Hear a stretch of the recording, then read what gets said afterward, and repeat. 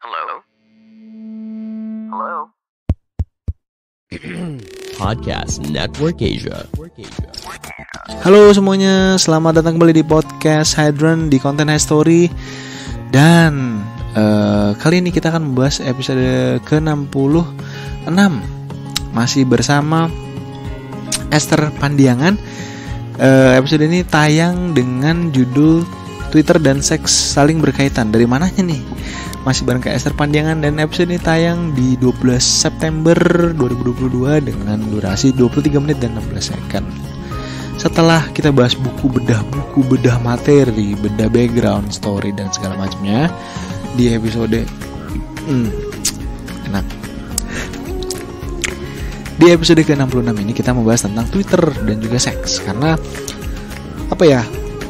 Selain dating apps tuh, Twitter jadi salah satu platform atau media yang dipakai banyak orang untuk mencari seks gitu.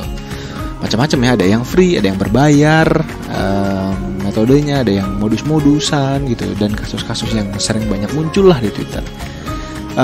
Kita bahas tentang seks itu sendiri, tentang alter, gimana proses alternya, gimana proses perkenalan mereka, bagaimana efek sampingnya sampai ada di spill.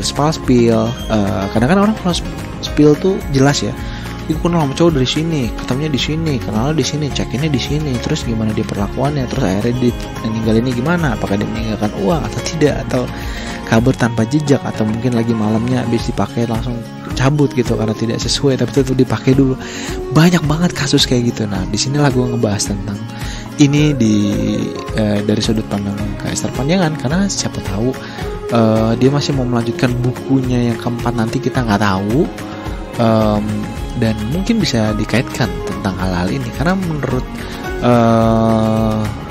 gue sangat menarik kalau kita ngomongin pembahasan tentang ini.